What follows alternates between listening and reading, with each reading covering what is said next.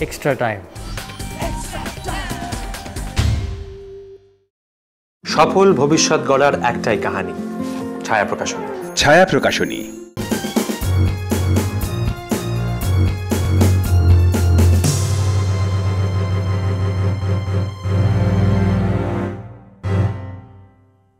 Hello and welcome to the Extra Time Football Show. This is your very own Suman Chakrabarti, and today we have two more special guests.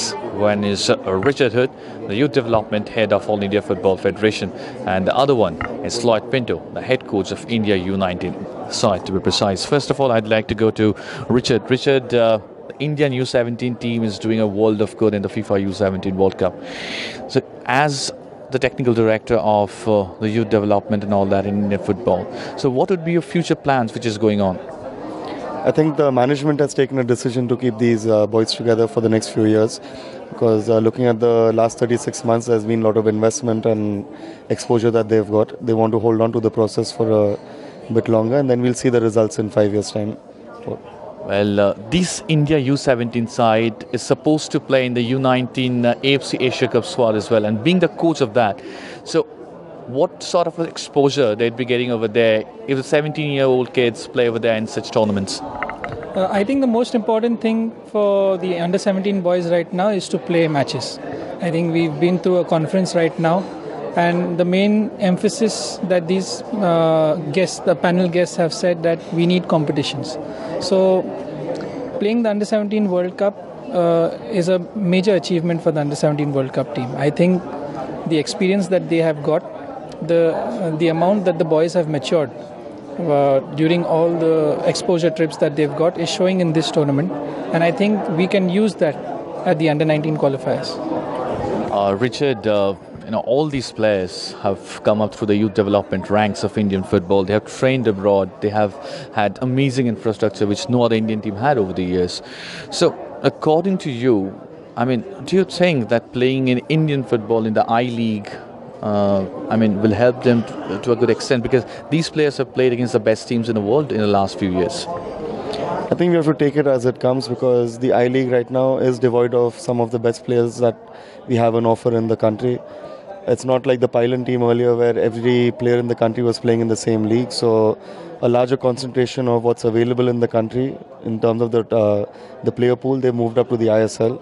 So I think just in terms of the quality of opposition, and it would be suited to them, but they need matches like Floyd has said, and in the absence of that, it's very, very difficult to develop. Floyd, you'd be working with Luis Norton de Matos in the U19 team, to be precise, for the AFC Asia Cup qualifiers. Excited? Yeah, excited. As a coach, I always want to learn as much as possible. So I can learn from his experience in the World Cup. I can learn from his experience, from his previous coaching experience. And we've worked very hard for the AFC under-19s. So I'm really keen to see as to how he approaches the under-19 qualifiers, and I can give my inputs accordingly, and we take it from there as a coach.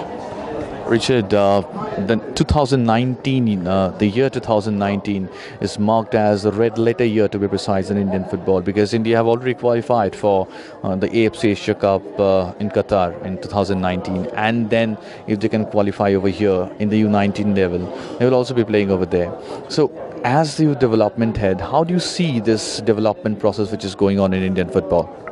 One is that it's not really sustainable for the long-term future for a country of our size for the association to concentrate everything on 30 boys is not very feasible in the long term. So we need to develop systems where we start to get the clubs to develop the players for us. We move into shorter camps like every other country in the world does, and then that will be the way forward. But what we've achieved, given the limitations, it's massive, and we need to look at the steps ahead where the clubs do the work for us and the association takes advantage of development being done by them.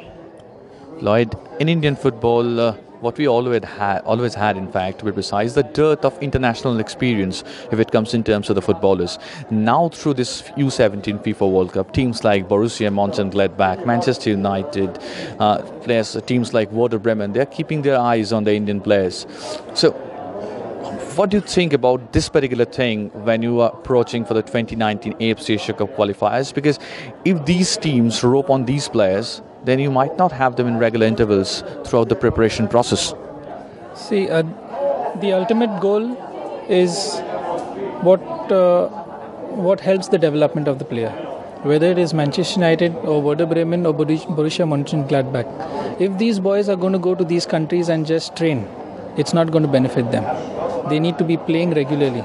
So if these clubs are going to guarantee them playing time in their respective youth leagues, then it would be a big influence for these boys to go abroad, develop themselves and come back. We've had a lot of players, be it youth or be it senior players, go abroad and come back after a period of time.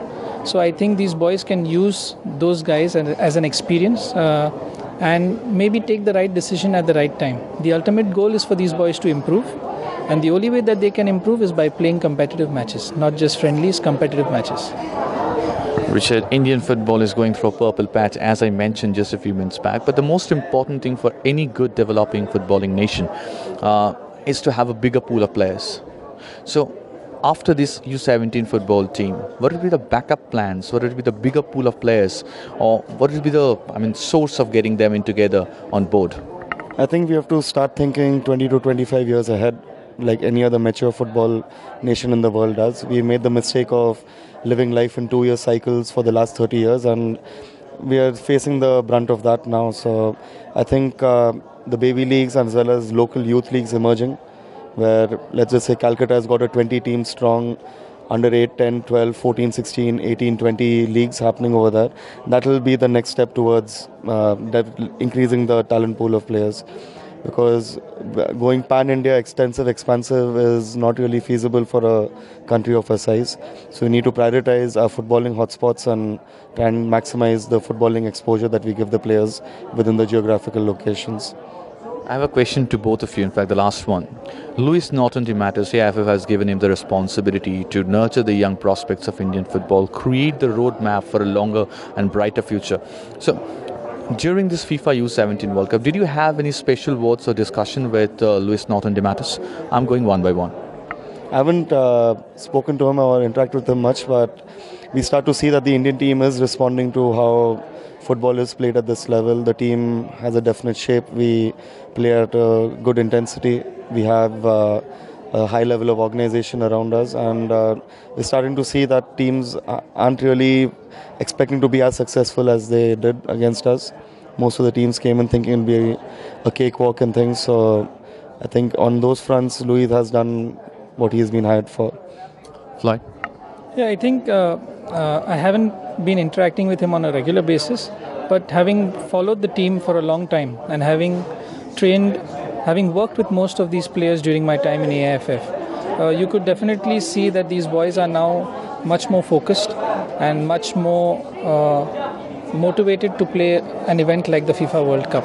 And we've seen from the last two games, the first game in the USA where we went 3-0 down, but the performance wasn't that bad. Maybe a set piece and a penalty was where we conceded.